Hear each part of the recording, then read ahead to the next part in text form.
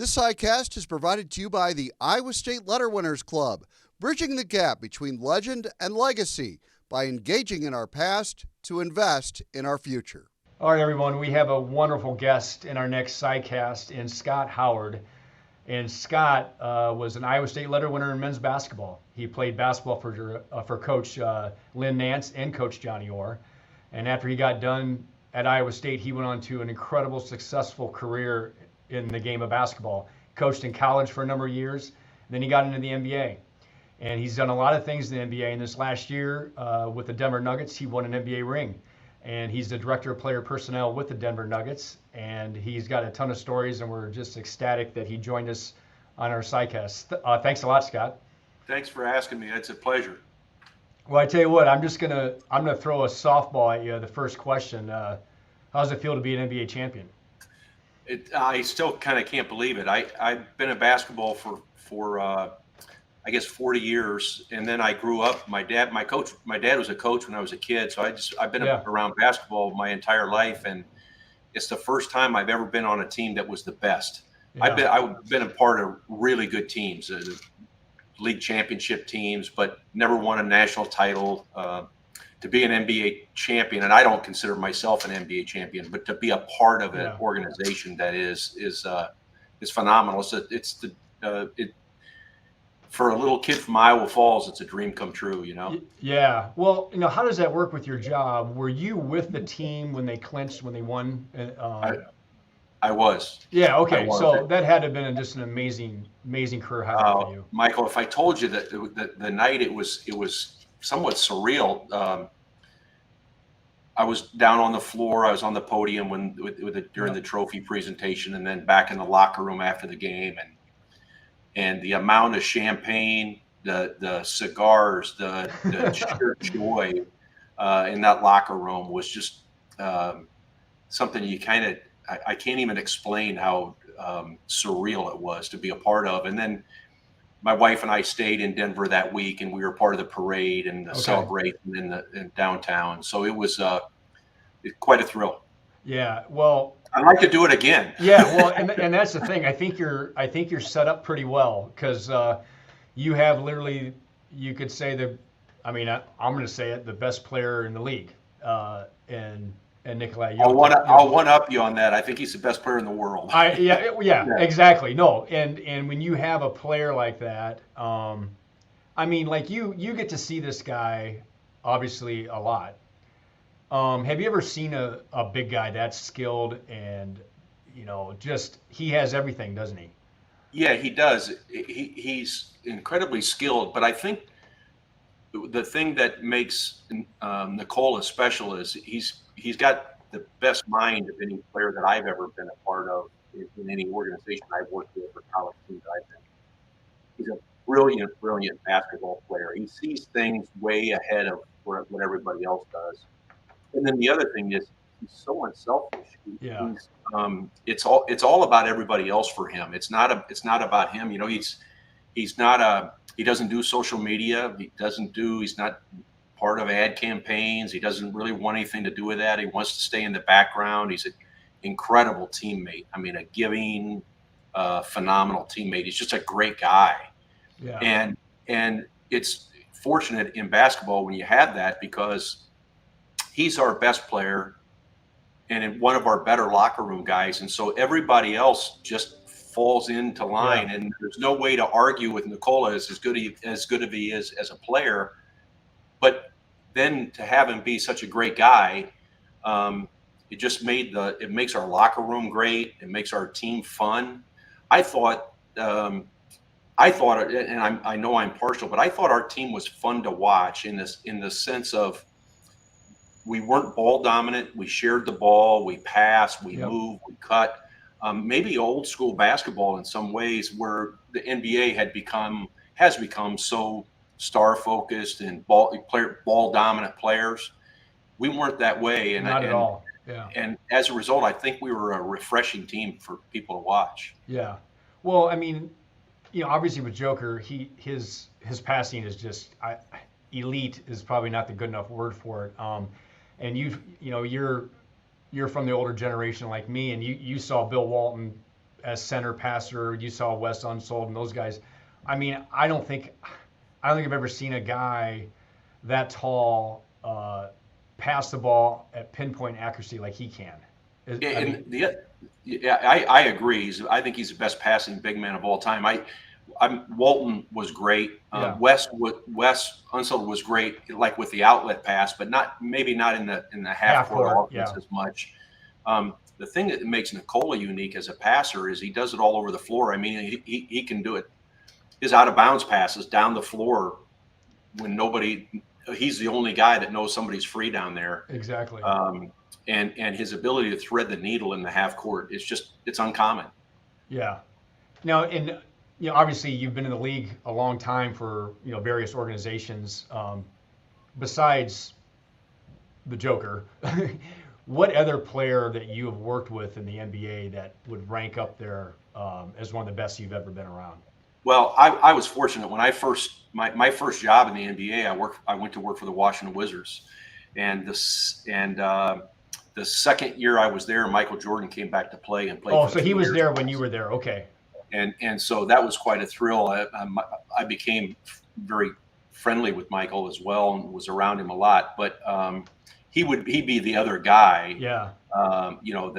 That just superstar. Yeah. And he was 40 at the time and was still able to score 40 at 40. Yeah. So he was great. Which doesn't happen very often in that league. You start getting upper 30s. You start diminishing skills a little bit. So obviously, you've had a chance to work with some Iowa State Cyclones, and you were with the Nuggets when Monte Morris was there. I was, yeah. What did you think about him as a young player as he kept getting better and better? Well, the thing about Monte fit it with our style of play, and I knew, Fred Hoiberg's a friend, and Steve Prohm became a great friend of mine, and so I knew a lot about Monte as a guy. Yeah. And the thing that made Monte unique is he never turned the ball over. He had those high assist numbers, yeah. but his assist to turnover ratio was uncommon. I think one year he was 7-1. Yeah, I mean, I don't know if anyone's ever going to touch those records he has in college. I mean, and so he was the consummate backup point guard. And then last year, when Jamal Murray was hurt for a year and a half, Monte started for us and did a great job. I mean, he got to the playoffs. He was great. I think within every, with pro sports, one of the things that's really sad is when you have to trade a player that you don't want to trade the player, but you got to trade the player to make the deal work, to get the player that you need. Well, that's the business. And I think Monte was a victim of that. In some way, shape, or form, I wish he could get a ring because he's a part of the way we built this franchise. But he was just a terrific teammate, selfless guy, like a good player. I mean, a really, really good player. I think he's going to get a fresh start here. Now he's going to be with the Pistons now. And I think he'll do well. Yeah. If you just like a casual observer or fan of basketball doesn't really know what a director of player personnel does, could you try to explain that of like your duties with the Nuggets? It's scouting. So my responsibility really is identifying. I don't really have much to do with this year's team. I always worry about my responsibility is next year's team. Yeah. And so as we were going through this year, I was out on the road scouting college talent all season long, preparing for the draft. And so it's identifying talent. And then we had the draft a couple of weeks ago, and 3 days later I was on a plane headed for Budapest, Hungary to go to the World 19 and Unders to start working for next year. And basketball now is a year-round game, so it really kind of never stops. It really never slows down. But my responsibility is next year's team, primarily college talent, but I do some international stuff.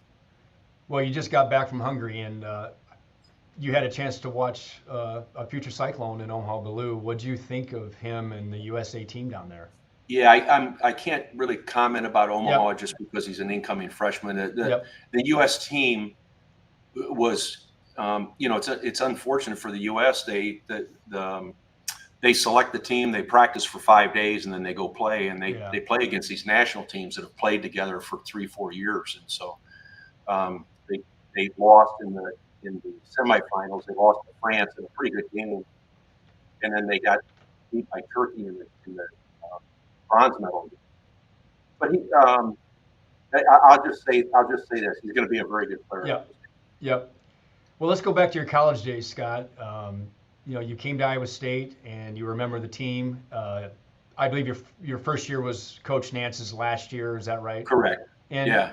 You had a chance to play with, and actually, I think you told me you were roommates with Dean Uthoff, one of the greatest players. Obviously the greatest rebounder in Iowa State history.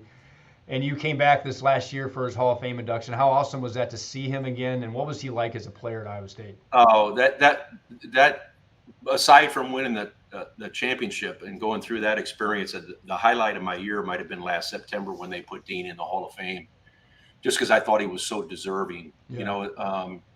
If they had 30 teams back then when Dean came out of college, he'd have been in the NBA for a long time with his skill set. He was my roommate. He was a great guy. I loved Dean. And he went off and went down to Australia, and that was the first time I'd seen Dean since he left campus.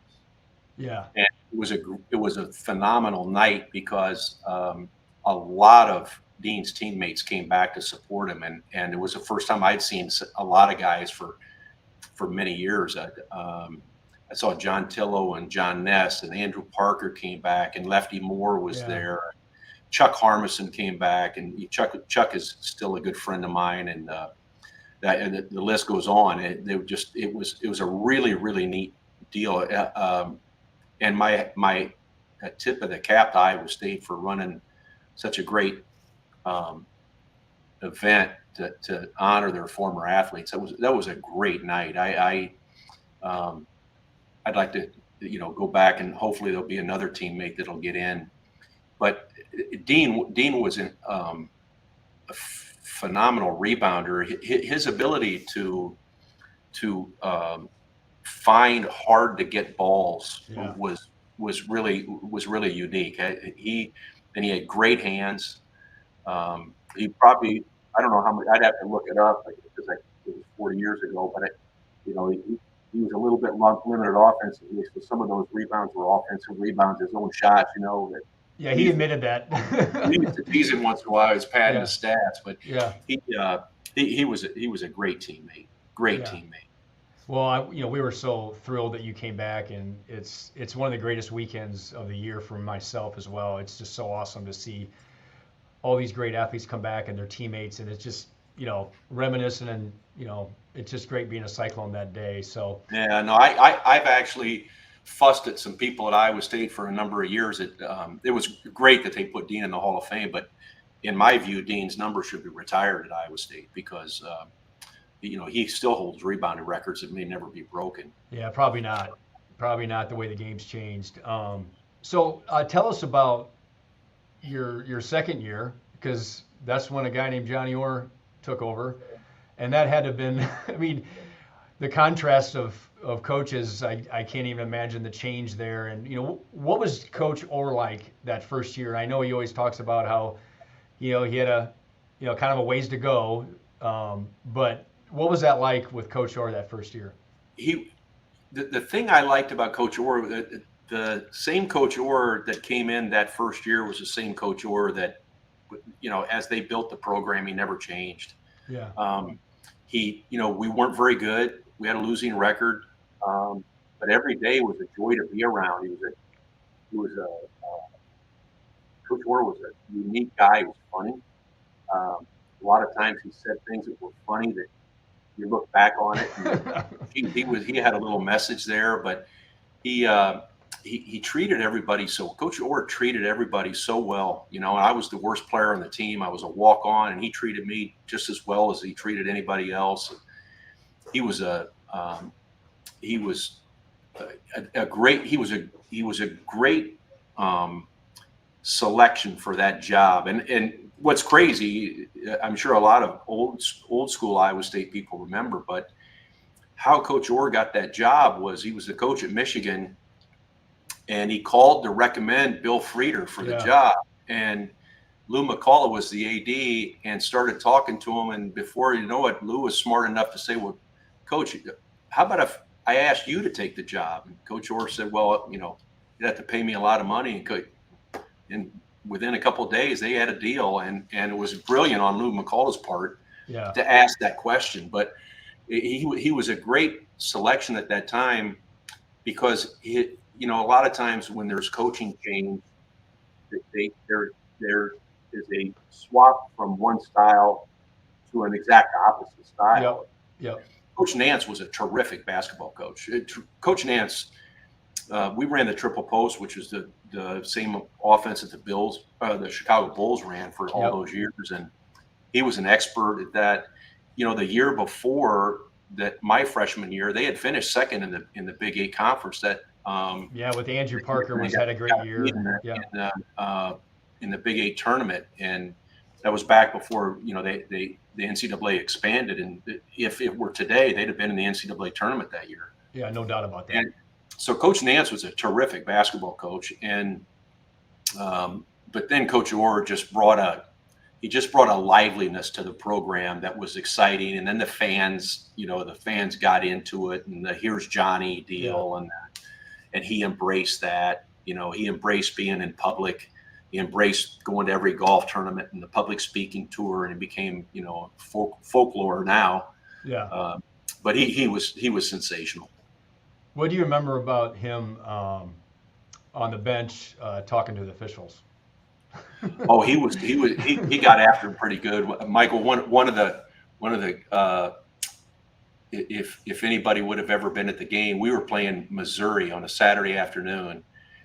And Missouri had a really good team. Norm Stewart was the coach, and Steve Stepanovich was on that team, and John Sunvold. And John was a friend of mine.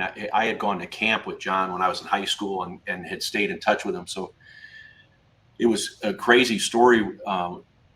There was a play where Stepanovich got the ball on a rebound, and Lefty Moore came up and to kind of try to block the outlet pass, and he got up right up underneath Stepanovich. And Lefty, you know, is very tall, so he was kind of down, had his head down like around Stepanovich's chest. And Stepanovich just kind of looked down at him, and he came down with a ball, and he got Lefty right in the forehead. And Lefty crumpled to the ground, and the referees don't call a foul, and now they pass the ball up. They pass the ball up the floor, and Coach Orr goes out on the floor. He runs out into the middle of the center circle, and then he starts running down the floor towards Missouri's basket. It's in the second half, and he's waving his arms at the referee, like, you know. And so they stop play. They call a technical foul on Coach Orr, and it was the wildest scene. And so then fans are throwing stuff on the floor, and John Sunvold and I end up out in the middle of the floor talking for about 5 minutes while they sort this all out. I'm picking up a few coins, sticking them in my sock. It was Coach Orr was quite a showman. He was quite a showman.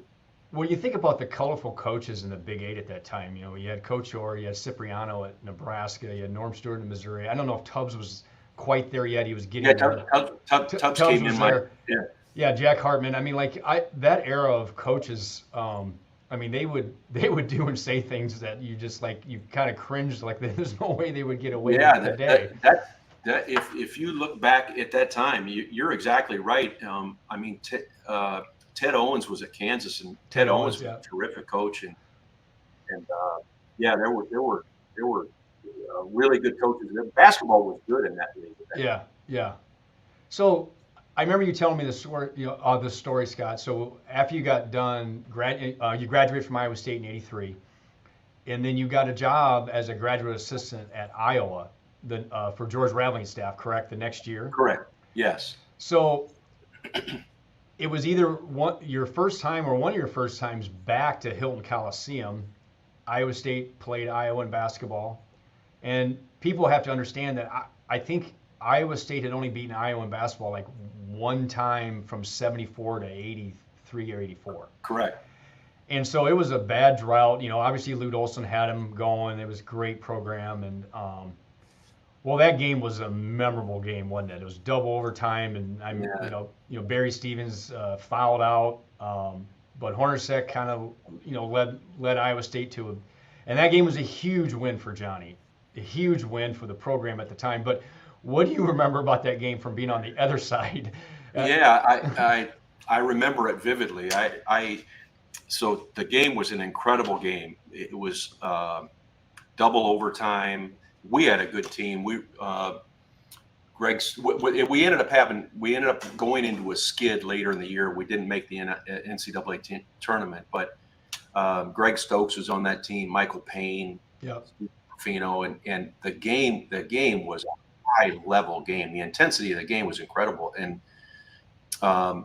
Hilton was sold out, and back then Hilton really didn't sell out that often. They'd sell out for the Iowa game every other year, and then maybe when Kansas came to town or Missouri came to town, but Hilton wasn't sold out back then, and it was sold out, and it was a phenomenal game. And George Raveling, who's my best friend today, didn't. I don't want to say didn't understand. It was just his first Iowa State game. Yeah, because that was his first year, right? That was his first year. And I was a graduate assistant, but I was on the bench, and I had the scouting report for the game, why George entrusted a scouting report to a 23-year-old kid in a game of that high level. I'm not too sure why, but the game just got going, and it was intense, and Coach Orr's on the referees, and George got involved in that a little bit. And George came over to one of us in timeout, or to our staff during one of the timeouts, and just looked at it, and he was like, "Wow, this place is wild." And it was just, it was a really cool environment. And Iowa State holds on to beat us, and it's the first time that I remember the first time I was ever a part of it. The fans stormed the court. And I had never been at a game where the fans stormed the court like that. And I remember being somewhat mad. And I say that teasingly because after Dean Uthoff was my roommate, the next year my roommate was Ron Folenchek. Yep, Big Ron. Who ended up, Big Ron played, and Ron was actually back for Dean's induction. Yep.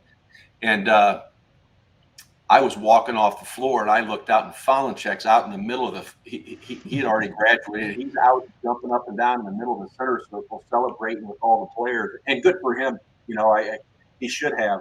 But I was looking at him. I was like, man, my roommate's celebrating on the other side. So it was I think that game launched Coach Orr's career.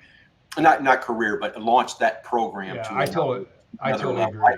I think I oftentimes think that if they hadn't won that game, that it may have taken them 2 or 3 more years to get that turned around. But that was kind of the defining moment for them. Yeah, well, the year before they got that big win over Missouri with Barry Stevens hit the shot, but then this was the next year. But you're absolutely right, Scott. That game really, another great moment in Hilton Magic, got them going, and that team, that Iowa State team, did make the NIT that year. So they were a good team. Yeah, so that was a good stepping stone. I know you think the world of Coach Raveling. I mean, he is one of the finest men that you'll ever meet. And what type of person was Coach Raveling? I mean, he's been a mentor to so many people, hasn't he? Yeah, he still is at 86, and I talk to him quite frequently. There's sometimes I talk to him almost every day for 2-3 weeks in a row, and I'm actually part of a little bit of a project we're working on getting a really neat documentary done on it. But he was a really giving guy, and he was unique in the sense that he would just take people under his wing that he didn't know and had no connection to. He was a giving guy. One of the things I was always amazed about George was he'd say, he still says to me to this day, "What could I do for you today?" He was a unique sharer. He was a voracious reader, still is. back when newspapers were the rage. During the basketball season, we subscribed to over 200 daily newspapers in the office. No kidding. And Coach, the managers would take them out of they'd come in the mail, and the managers would take them out of the paper wrappings, and they took the sports pages out. And then there were about 12 papers where they saved the whole paper. And that was part of George's daily routine, is reading daily newspapers. And during the season, that was one of the ways. It was before the internet, before out and report. That's the way we kind of tracked recruiting. He'd come in and he'd add a newspaper article from, Baton Rouge, Louisiana. Here, follow up on this kid, and we'd make a call. It was kind of old style recruiting, but he was just a really unique guy, high information guy, and a well-rounded guy. I mean, a good dinner, a good glass of wine. He wasn't just about basketball. It was an incredible guy. Yeah. Well, after you obviously you coached in college for a number of years for multiple schools, and one of the schools that you were an assistant at was Nebraska, under head coach Danny Nee. And I just want to ask you about an unbelievable game that you were a part of at Hilton Coliseum when Tyronn Lue upset Iowa State and Kelvin Cato and Kenny Pratt, Dedrick Willoughby, and Sean Bankhead and J.C. Holloway. I mean, that game was amazing, and I think Iowa State was ranked in the top 10, if I believe, at the time. Yeah, and I remember I was at that game and being devastated, but that performance by Tyronn Lue that day, I mean, holy smokes! Yeah, I was like, this guy's good. No, we actually, when Coach Floyd was there, I thought when I was at Nebraska, I thought Iowa State was clearly the hardest team in the league to prepare for. Kansas was the best program year after year in the 3 years I was at Nebraska, but Iowa State was the hardest team to play against because they played such a unique style. Tim face guarded 2 guys on the floor. He had this rule 60 by 2 would take 60% of a team's offense comes from 2 players, so take those 2 players out of the game. So they played what was kind of essentially a triangle and 2 in a way, and they were just incredibly hard to prepare for. And so we beat them that year. That game that you're talking about, that would have been 90.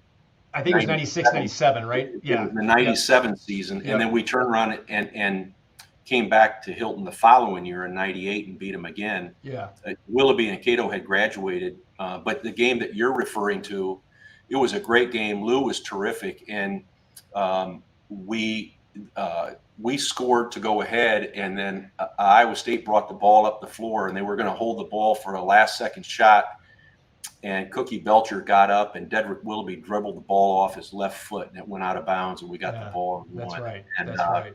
And it was a terrific game. And Lou was great, but the next year we came back and we beat Iowa State pretty good then the following year. Yeah, that was Coach Floyd's last year.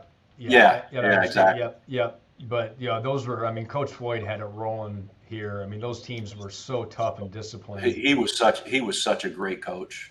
Yeah. Getting close to wrapping this up, Scott. I can't thank you enough for taking the time to talk to us. It's been great stories. You're a lifetime member of the Iowa State Letter Winners Club, and we really appreciate that.